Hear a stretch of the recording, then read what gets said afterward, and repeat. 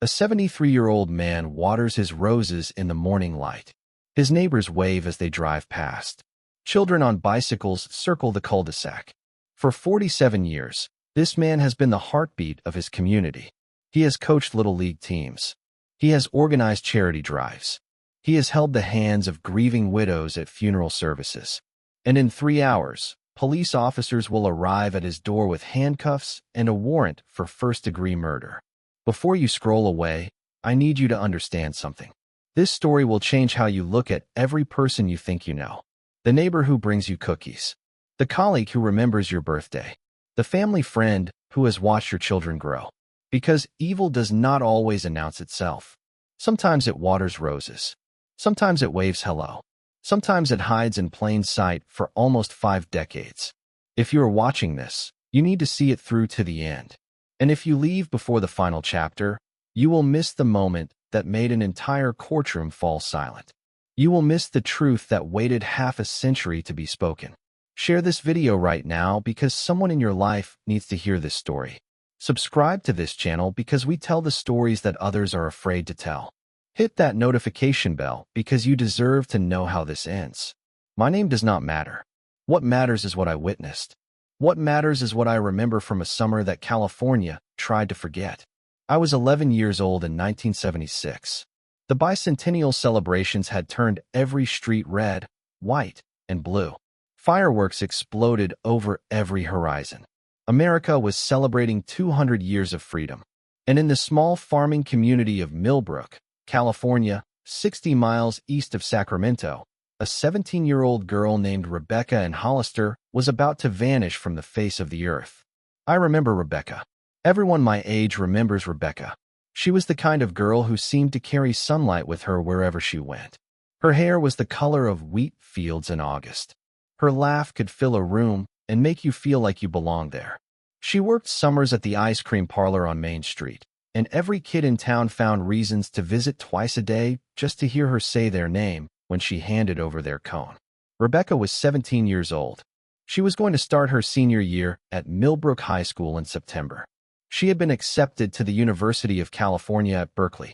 She was going to study marine biology because she had fallen in love with the ocean during a family trip to Monterey when she was 12. She had her whole life ahead of her. She had plans and dreams and a future that seemed as bright as the California sun. On July 3, 1976, Rebecca left her house at 6:30 in the evening.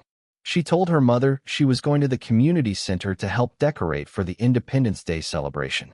She was wearing a yellow sundress with white daisies on it.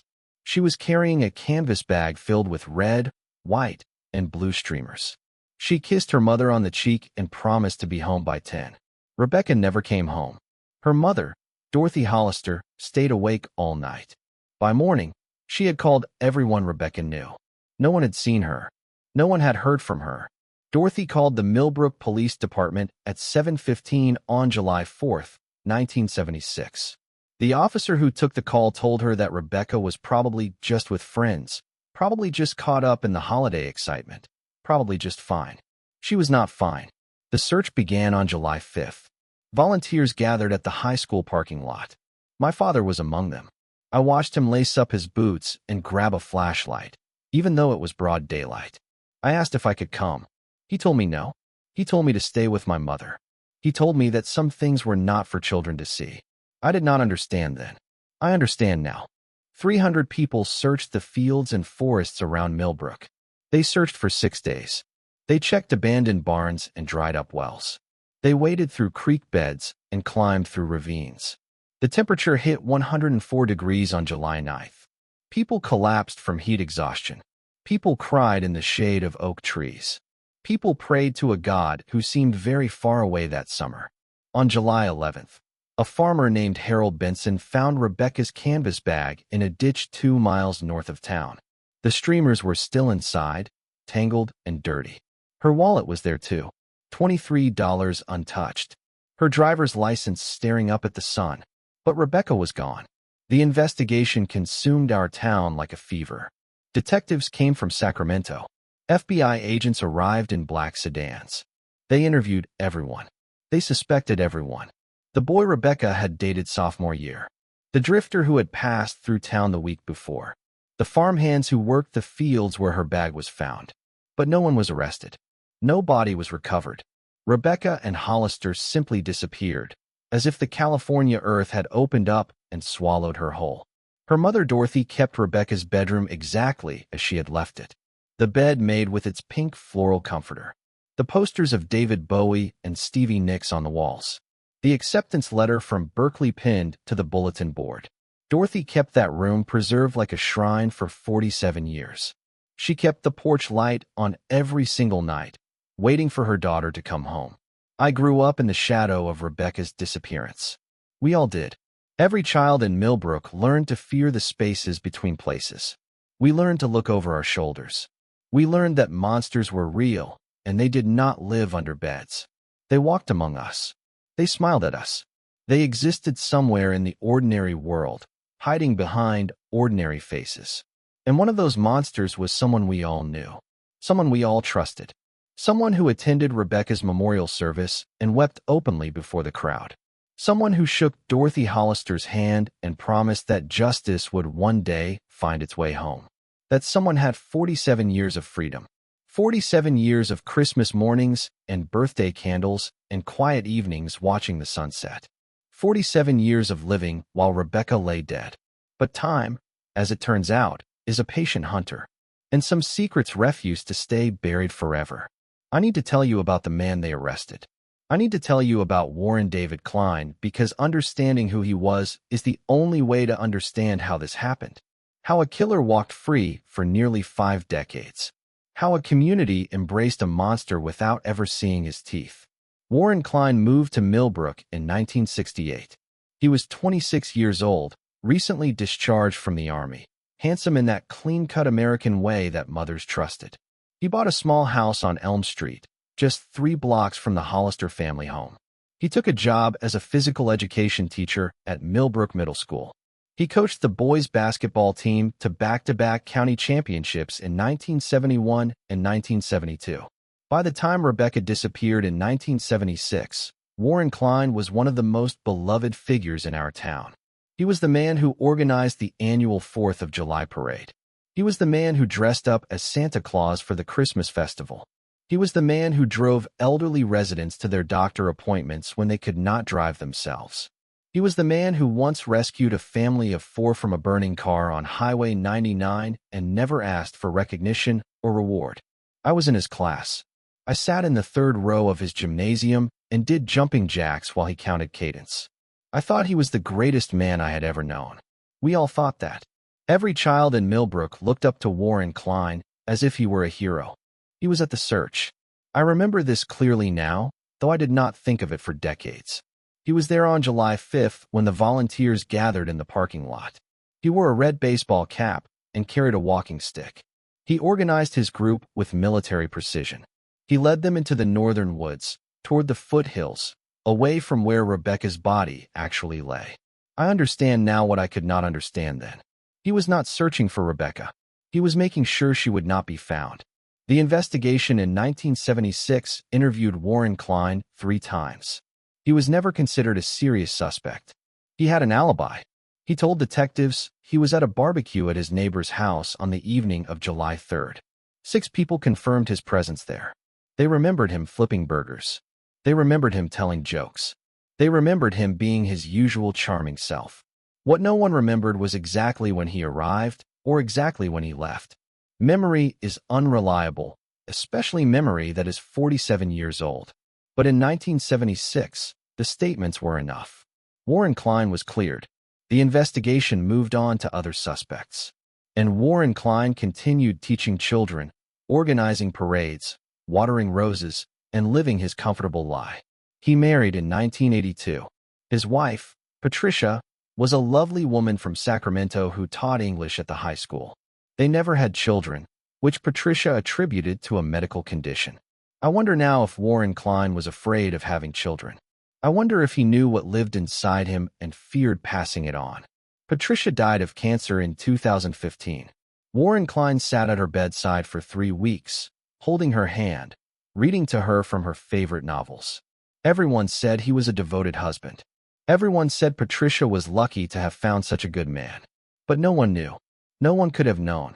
In 2019, the Millbrook Police Department received a grant to test old evidence using advanced DNA technology. The Rebecca Hollister case was among the cold cases selected for review. A detective named Maria Sandoval was assigned to the task. She was 34 years old. She had grown up hearing stories about Rebecca. Her mother had been in Rebecca's class at Millbrook High. Detective Sandoval pulled the evidence boxes from storage. Most of the physical evidence had degraded beyond usefulness. But there was one item that had been preserved in a sealed plastic bag for 43 years. A single strand of hair found tangled in the zipper of Rebecca's canvas bag. In 1976, DNA testing did not exist in any meaningful way. That strand of hair meant nothing. It could have belonged to anyone. It was filed away and forgotten. In 2019, Detective Sandoval sent that strand of hair to a forensic laboratory in Virginia. The results came back 4 months later. The hair contained a complete DNA profile. The profile was male. The profile did not match any sample in the national database. This should have been a dead end. It almost was. But Detective Sandoval did not give up. She had looked into Dorothy Hollister's eyes. Dorothy was 91 years old by then, still living in the same house, still keeping Rebecca's room exactly as it was, still waiting. Detective Sandoval had promised her she would find the truth. In 2021, Detective Sandoval turned to genealogy. This was the same technique that had caught the Golden State Killer, Joseph DeAngelo, 3 years earlier. The method involves uploading DNA profiles to public ancestry databases and searching for relatives who have submitted their own genetic information. It is controversial. It is effective. And it was about to expose a killer who thought he had escaped justice forever. The DNA from Rebecca's canvas bag produced a partial match with a woman living in Oregon. Her name was Carolyn Jennings. She was 68 years old, a retired schoolteacher who had submitted her DNA to a genealogy website, hoping to learn more about her family history. She had no idea that her innocent curiosity would help solve a murder. Carolyn Jennings was Warren Cline's first cousin. Their fathers had been brothers. They shared enough DNA to establish a familial connection. Detective Sandoval began building a family tree. Warren Cline appeared on that tree, a 73-year-old widower, a pillar of the community, a man who had spent 50 years teaching children and organizing charity events, a man no one had ever suspected. Detective Sandoval obtained a warrant for Warren Cline's DNA. On March 15, 2023, she followed him to a restaurant in downtown Millbrook. She waited until he finished his meal. When he left, she collected his water glass. The DNA matched. Probability of coincidence: 1 in 400 trillion. Warren David Cline had touched Rebecca Hollister's canvas bag on the night she disappeared. Warren David Cline, the teacher, the coach, the Santa Claus, the hero who pulled families from burning cars, had killed a 17-year-old girl and hidden her body where no one could find it. I remember where I was when the arrest happened. I was sitting in my living room in Sacramento, 200 miles from the town where I grew up. My phone rang. It was my childhood friend, Tommy Mercer, who still lived in Millbrook. His voice was shaking. "They arrested Coach Cline," he said. "They say he killed Rebecca Hollister." I did not believe it. I could not believe it. This was the man who had taught me to shoot a basketball. This was the man who had encouraged me when I was picked last for teams. This was the man who had seemed so impossibly good. But the evidence did not lie. And Warren Cline, after 47 years of freedom, was finally going to face what he had done. The arrest of Warren Cline split our community in two. Half of Millbrook believed immediately that he was guilty. They pointed to strange behavior they claimed to have witnessed decades ago. They said they had always sensed something off about him. They rewrote their memories to accommodate the monster that had hidden among them. The other half refused to accept it. They organized a legal defense fund within 48 hours of the arrest. They wore buttons that said, "Free Warren Cline," and gathered outside the courthouse with signs. They called Detective Sandoval a fraud. They said the DNA evidence was fabricated. They said a good man was being destroyed by a system that needed someone to blame. I watched this from Sacramento, feeling like I was watching my childhood burn. The certainty I had felt about everything I knew was crumbling. If Warren Cline was a killer, then what else had I been wrong about? What other lies had I accepted as truth? But the prosecution was building a case that went far beyond DNA. They were assembling a mosaic of evidence that had been invisible in 1976 but became undeniable in 2023. The alibi that had protected Warren Cline for 47 years began to crack. Investigators re-interviewed the survivors from that July 3rd barbecue. Only 2 of the original 6 witnesses were still alive. One was Harold Sims, 92 years old, living in a nursing home in Fresno. His memory was not what it once was, but he remembered something that he had never mentioned before. Warren left early, Harold said. I remember because he seemed agitated. He said he had forgotten something at home. He left before the fireworks. He came back later, maybe an hour, maybe more. We were all watching the sky. Nobody noticed exactly when.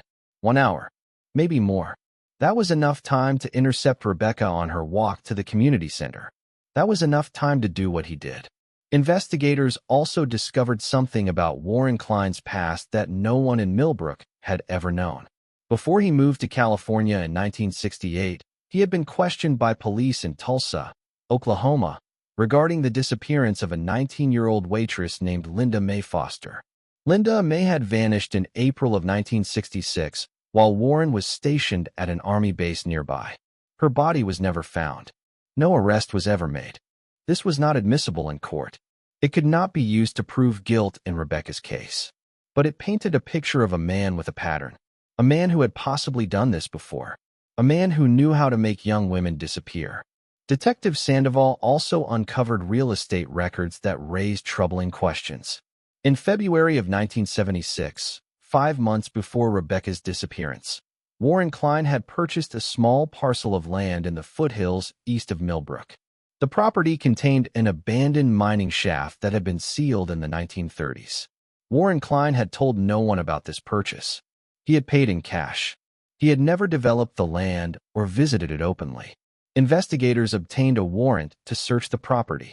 What they found there would haunt everyone who witnessed it. The mining shaft had been reopened at some point and then resealed. Cadaver dogs alerted at the entrance. Excavation began on April 3, 2023. 12 feet below the surface, wrapped in deteriorated canvas and buried beneath decades of sediment. They found the remains of Rebecca Anne Hollister. I cannot describe the condition of the remains. I will not. What I can tell you is that forensic anthropologists were able to confirm her identity through dental records. What I can tell you is that she had been there since 1976. What I can tell you is that Warren Cline had buried her on his own property and walked past that spot for 47 years, knowing exactly what lay beneath the earth. Dorothy Hollister was 91 years old when they found her daughter. She was told by Detective Sandoval in person, sitting in the living room where she had waited for nearly half a century. I have seen the photograph of that moment. Dorothy is holding Rebecca's senior yearbook photo in trembling hands. Her face is impossible to read. Relief, grief, rage, exhaustion, all of it at once. All of it finally. She can come home now, Dorothy said. My baby can finally come home. Rebecca Anne Hollister was buried in the Millbrook Cemetery on May 7, 2023. More than 800 people attended the service. They came from across California. They came from across the country. They came because Rebecca's story had become national news, and everyone wanted to witness the end of the tragedy. I was there. I stood in the back of the crowd, watching them lower a casket that was mostly symbolic. Most of Rebecca remained with the forensic team, being examined for additional evidence. But there was enough. There was enough to give her mother closure. There was enough to give her a grave with her name on it. Dorothy Hollister did not speak at the service. She could not. But she stood at the front, supported by her granddaughter, and she watched as the casket descended into the earth. She was finally burying her daughter. She was finally saying goodbye. Warren Cline watched the funeral too. From his cell in the Millbrook County Jail, he could see the cemetery through a narrow window. I wonder what he thought as he watched. I wonder if he felt remorse. I wonder if he felt anything at all. Let me ask you something, and I want you to really think about this before you answer. Have you ever trusted someone completely? only to discover they were hiding something terrible? Have you ever learned that the person you admired was capable of darkness you could not imagine? Leave your answer in the comments below. Tell me your story, because I think more people have experienced this than any of us want to admit. I think we are all surrounded by secrets, and sometimes the truth shatters everything we believed. The trial of Warren David Cline began on September 11th, 2023. The timing was intentional. The prosecution wanted a date that carried weight, a date that reminded jurors that evil could strike anywhere, at any time, wearing any face. The courtroom was packed every day. National media outlets had set up camp outside the Millbrook County Courthouse. Reporters from every major network stood in the parking lot, delivering updates on every development. This had become the trial of the decade, a story that captivated America because it forced us to confront our deepest fears about the people we trust. Warren Cline pleaded not guilty.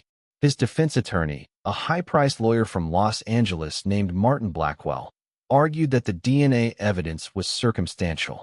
A strand of hair, he said, proved nothing. Warren could have touched Rebecca's bag innocently. He was her teacher. He knew her family. There were countless opportunities for a hair to transfer from one person to another. But the prosecution had prepared for this argument.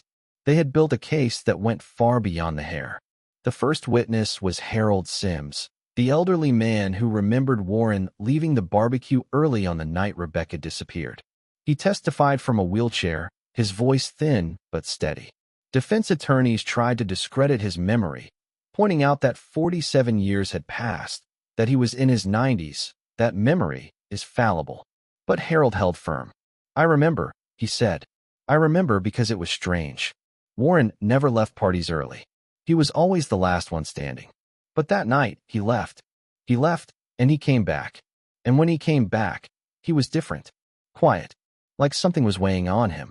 The second key witness was a woman named Jennifer Morrison. She was 64 years old now, but in 1976, she had been 17, the same age as Rebecca. Jennifer had been Rebecca's best friend. They had walked to the community center together dozens of times. Jennifer testified about the route Rebecca would have taken on July 3rd. She testified about a shortcut through a wooded area behind Warren Cline's house. She testified about something Rebecca had told her just days before she vanished. Rebecca said Coach Cline made her uncomfortable, Jennifer said. She said he looked at her in a way that made her skin crawl. She said she tried to avoid being alone with him. Defense objected. Hearsay. But the damage was done. The jury had heard that Rebecca was afraid of Warren Cline. The jury had begun to understand that the charming coach was not who he appeared to be. The prosecution also presented evidence from Warren Cline's computer. Investigators had seized it during the search of his home. What they found was a folder of photographs, hidden behind layers of encryption, containing images of young women who resembled Rebecca. Some were taken from social media. Some appeared to be surveillance photographs, taken without the subject's knowledge or consent. None of the women in those photographs had been harmed, as far as investigators could determine. But the collection revealed an obsession. It revealed a pattern. It revealed the mind of a predator who had been hunting in secret for decades. Warren Cline took the stand in his own defense. It was a gamble. His attorney advised against it. But Warren believed he could charm the jury the way he had charmed everyone else for 73 years. He testified for 6 hours across 2 days. He maintained his innocence with absolute conviction. He wept when he spoke about Rebecca. He said she was a wonderful girl, a bright light, a tragic loss. He said he had nothing to do with her death. He said the DNA evidence must have been contaminated. He said he was being framed by a justice system desperate for closure. But then the prosecutor began her cross-examination. Her name was Diana Torres. She was 47 years old, the same age Rebecca would have been if she had lived. This was not a coincidence. Diana had requested this case specifically. She had waited her entire career to stand in front of a predator and tear apart his lies. Diana was methodical. She was relentless. She walked Warren through every inconsistency in his story. She confronted him with phone records that showed no calls to his house on July 3rd, despite his claim that he had gone home to retrieve a forgotten item. She presented credit card records showing a purchase of duct tape, and rope from a hardware store 3 days before Rebecca vanished. Warren had explanations for everything. The phone records were incomplete. The duct tape was for a home repair project. The rope was for his boat. Every answer came smoothly, rehearsed, delivered with the practiced ease of a lifelong liar. But then Diana Torres did something no one expected. She presented a letter. The letter had been found in Warren Cline's home, hidden in a lockbox in his attic, discovered during a second search of the premises. The letter was addressed to Rebecca Hollister. It was dated June 28, 1976, 5 days before she disappeared. Diana read the letter aloud to the courtroom. "Dear Rebecca, I cannot stop thinking about you. You are the most beautiful creature I have ever seen. I know you do not feel the same way about me. I have seen how you avoid my eyes. I have seen how you cross the street when you see me coming. But it does not matter. You will understand soon. You will understand that we are meant to be together. Nothing can keep us apart. Not your mother. Not your friends. Not the miles of distance between your heart and mine. I will have you, Rebecca. One way or another, I will have you." The courtroom was silent. Warren Cline's face drained of color. His attorney demanded a recess. The judge refused. Diana Torres stepped closer to the witness stand. She looked Warren Cline in the eye. "You wrote this letter," she said. "You wrote it because you were obsessed with a 17-year-old girl. And when she rejected you, when she made it clear she wanted nothing to do with you, you could not accept it. So you took her. You killed her. And you buried her on your property like garbage." Warren Cline began to speak. He began to deny. But his voice cracked. His hands shook. For the first time in 47 years, the mask slipped. And the jury saw what was underneath. I need to tell you about Dorothy Hollister because she was the true hero of this story. She was the one who never gave up. She was the one who kept Rebecca's memory alive when the world wanted to forget. Dorothy was 26 years old when Rebecca was born. She raised her daughter alone after her husband, Thomas, died of a heart attack when Rebecca was 4. She worked 2 jobs to keep food on the table. She sacrificed everything to give Rebecca opportunities she never had. When Rebecca got into Berkeley, Dorothy cried for 3 days straight. Her daughter was going to have the life Dorothy had always dreamed of. After Rebecca disappeared, Dorothy devoted every waking moment to finding her. She printed flyers. She organized search parties. She appeared on local news programs, begging anyone with information to come forward. She offered rewards she could not afford. She mortgaged her house twice to hire private investigators. None of it brought Rebecca home. But Dorothy never stopped. Every year on July 3rd, she held a candlelight vigil in the Millbrook town square. Every year, the crowd grew smaller. By the 20th anniversary, only a handful of people attended. By the 30th, Dorothy stood mostly alone, holding a photograph of her daughter, praying to a God she was not sure she believed in anymore. I was at the 40th anniversary vigil. I had come back to Millbrook to visit my mother's grave. I saw Dorothy standing in the square, a frail woman in her 80s, still holding that same photograph. I walked up to her. I did not know what to say. She recognized me. She remembered me as the little boy who used to come into the ice cream parlor where Rebecca worked. She smiled, and for a moment, I saw the young mother she had once been, before grief had carved lines into her face. "I still believe," she said to me. "I still believe someone will tell the truth someday. I believe I will know what happened to my baby before I die." I did not know how to respond. I thought she was holding on to false hope. I thought she was torturing herself with impossible expectations. I thought the truth about Rebecca had died with whoever killed her. I was wrong. Dorothy was right. And the truth came just in time. When Warren Cline was arrested, Dorothy was in the hospital with pneumonia.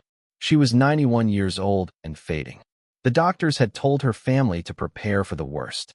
But when Detective Sandoval walked into her hospital room and told her they had found Rebecca's killer, something changed. Dorothy sat up in her bed. Her eyes, which had been clouded with illness, became clear. She asked for details. She asked for evidence. She asked for the name of the man who had taken her daughter. When Sandoval told her it was Warren Cline, Dorothy was silent for a long moment. Then she laughed. It was not a happy laugh. It was the laugh of someone who finally understands a cruel joke that had been played on them for decades. "He came to my house," Dorothy said. After Rebecca disappeared, he came to my house. He brought me flowers. He told me how sorry he was. He sat in my living room and cried. And I thanked him. I thanked him for being such a good man. Dorothy attended every day of the trial. She was wheeled into the courtroom in her hospital bed at first, then in a wheelchair as her health improved. The judge allowed her to sit at the front, behind the prosecution table. Warren Cline could not look at her. Every time his eyes drifted toward her, he quickly looked away.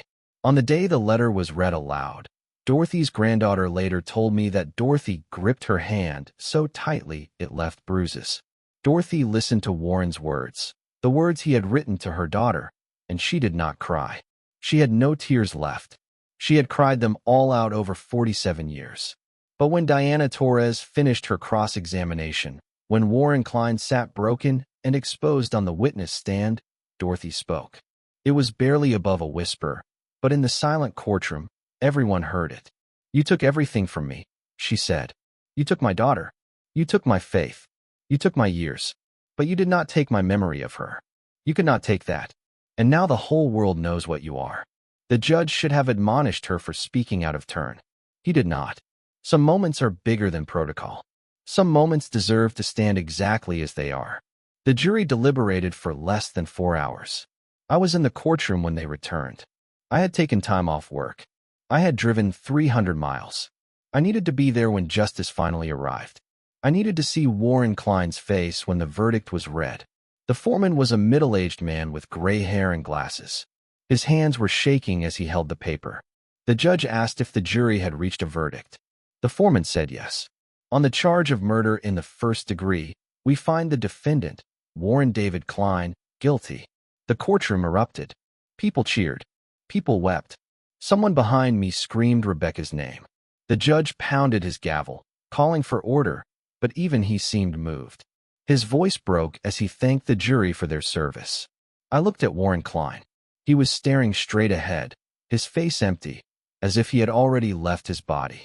He did not react to the verdict.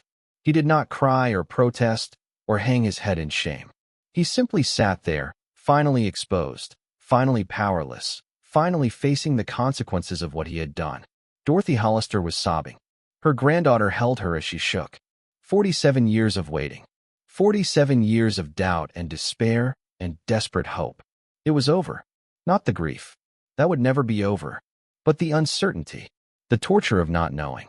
That was finally, mercifully, finished. Warren Cline was sentenced 2 weeks later. Life in prison without the possibility of parole. The maximum sentence under California law. The judge, before delivering the sentence, addressed Warren directly. "You have lived 2 lives," the judge said. "One as a respected member of this community, and one as a predator who destroyed an innocent girl and tormented her family for decades. You have shown no remorse. You have offered no apology. You have maintained your innocence in the face of overwhelming evidence. I do not believe you are capable of remorse. I believe you are incapable of seeing Rebecca Hollister as a human being deserving of life. And for that reason, I sentence you to spend the rest of your days reflecting on what you have done. May God have mercy on your soul, because I have none to offer." Warren Cline was led out of the courtroom in handcuffs. He walked with the same upright posture he had always had, still trying to project dignity, still trying to maintain the facade. But everyone could see the truth now. Everyone could see the monster beneath the mask. I followed the crowd outside. The sun was setting over Millbrook, painting the sky in shades of orange and purple. Dorothy Hollister was being helped into a car. She paused before getting in and looked up at the sky. "She is free now," Dorothy said. "My baby is finally free." I understood what she meant. Not free in any physical sense. Rebecca had been gone for 47 years. But free from the limbo of being an unsolved case. Free from the whispers and speculation. Free from being a mystery. She was a victim now, recognized and mourned, but she was also a person whose story had an ending. Warren Cline would die in prison. That was certain. He was 73 years old and in declining health. He would spend his remaining years in a cell, surrounded by concrete and steel, far from the roses he had watered every morning, far from the community he had deceived. Some would say this was not enough.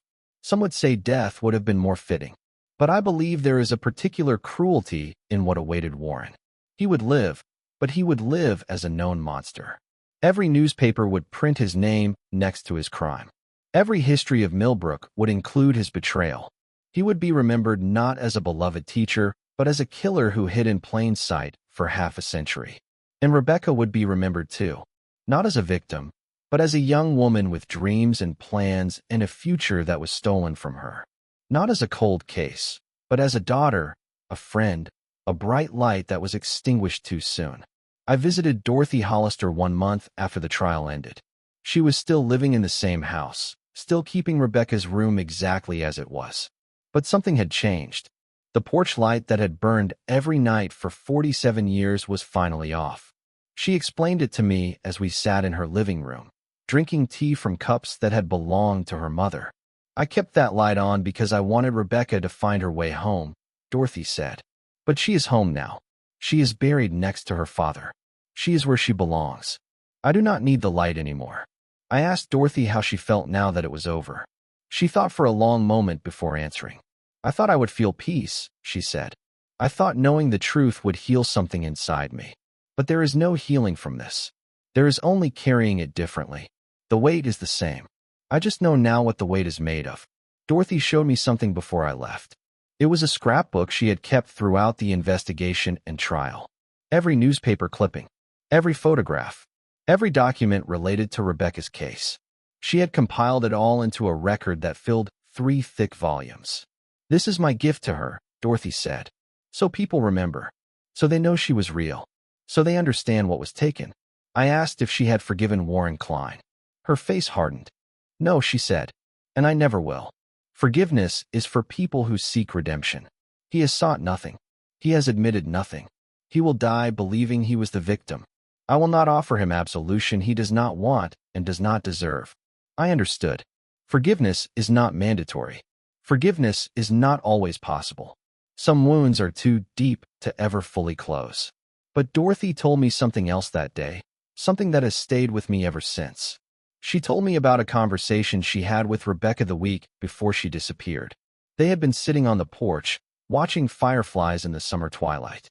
Rebecca had asked her mother what she wanted most in life. Dorothy had answered honestly. She wanted Rebecca to be happy. She wanted Rebecca to find love and success and meaning. She wanted Rebecca to have a life full of joy. And Rebecca had smiled and said, I already have joy, Mom. I have you. Dorothy cried when she told me this. She cried for the first time since the verdict. She cried for the little girl who had grown into a young woman who would never grow old. She cried for the 47 years of memories they should have made together. But she also smiled. She loved me, Dorothy said. And I loved her. And Warren Cline could not take that. He took her body. He took her future. But he could not take the love. That belongs to me. That will always belong to me. I left Dorothy's house as the sun was setting. I drove through Millbrook, past the ice cream parlor where Rebecca had worked, past the community center where she had been headed that night, past Warren Cline's house on Elm Street, which now stood empty and condemned. The town was recovering. Slowly, painfully, but recovering. The trial had forced everyone to confront the monster in their midst. It had forced them to question everything they thought they knew about their neighbors, their friends, their community. But it had also brought them together. The candlelight vigil that year was the largest in history. Thousands of people gathered to remember Rebecca and to honor Dorothy. They came from across the country, united by a story that had touched something deep in all of them. Rebecca Anne Hollister was no longer a cold case. She was no longer a mystery. She was a martyr, in a sense, someone whose death had exposed the darkness that can hide in ordinary places and had reminded everyone to look more closely at the people around them. I am old now. Older than Dorothy was when Rebecca disappeared. I have grandchildren who ask me about the world I grew up in, and I tell them stories about a time before cell phones and internet, a time when communities were smaller and everyone knew everyone else. But I also tell them about Warren Cline. I tell them about the danger of trusting faces instead of facts. I tell them that evil does not announce itself. I tell them that the people who seem the most trustworthy are sometimes the people who have the most to hide. Dorothy Hollister passed away on Rebecca's birthday, July 15, 2024. She was 92 years old. She died peacefully, in the same house where she had raised her daughter, surrounded by family who loved her. Her last words, according to her granddaughter, were Rebecca's name. She is buried next to Rebecca now. Their headstones stand side by side in the Millbrook cemetery, mother and daughter reunited at last. I visited their graves on the first anniversary of Dorothy's death. I brought flowers, yellow roses, because someone told me they were Rebecca's favorite. Warren Cline died in prison 6 months after Dorothy. A heart attack in his cell, alone, unmourned. His body was cremated because no one claimed it. His ashes were scattered by the state in an unmarked location. There is no grave for him. There is no memorial. He died as he deserved to die, forgotten and despised. But Rebecca lives on. Her story is taught in criminology courses across the country. Her case is cited in studies of genealogy and cold case investigation. Her photograph hangs in the Millbrook Police Department, alongside a plaque honoring Detective Maria Sandoval for her tireless work. And every year on July 3rd, the people of Millbrook gather to remember. They light candles. They share stories. They speak Rebecca's name so that she is not forgotten. They have turned a tragedy into a tradition, a memorial into a movement. I was asked to speak at the most recent vigil. I did not know what to say. I am not a public speaker. I am just a man who was 11 years old in 1976 and who has spent his life trying to understand what happened in his hometown. But I stood before the crowd, and I told them the only truth I know. Rebecca Hollister was 17 years old when she died. She had her whole life ahead of her. She was going to study marine biology. She was going to explore the oceans and discover things no one had discovered before. She was going to change the world. Warren Cline stole that future. He stole 47 years from Rebecca's family. He stole peace and closure and the simple joy of knowing the truth. But he did not win. Justice found him. Time caught up with him. The science that did not exist when he committed his crime evolved until it could reach back through the decades and pull him out of hiding. He thought he had escaped.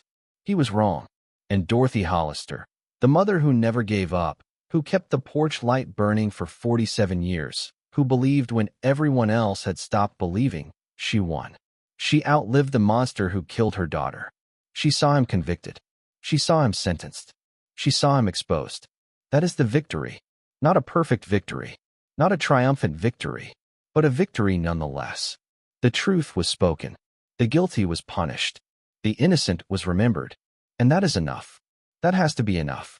I want to leave you with something Rebecca wrote in her high school yearbook, a quote she chose to summarize her senior year, the year she never got to complete. The sea, once it casts its spell, holds one in its wonder forever. Rebecca never got to study the ocean. She never got to discover its secrets. But she has become, in her own way, as vast and unknowable and eternal as the sea she loved. Her story will be told for generations. Her name will be spoken by people who never knew her. She will be remembered when Warren Cline is forgotten. And that is the final justice. That is the truest revenge. Not death, not punishment, but memory, but legacy, but the stubborn refusal to be erased. Rebecca Anne Hollister, 17 years old forever. Gone but never forgotten. Victim but also victor. A cold case that burned hot for 47 years until it finally set itself free. This is her story. This is the truth. And now, it is also yours. Share it. Remember it. And never forget that justice, though slow, though imperfect, though agonizing in its patience, will eventually find its way home. Just like Rebecca did.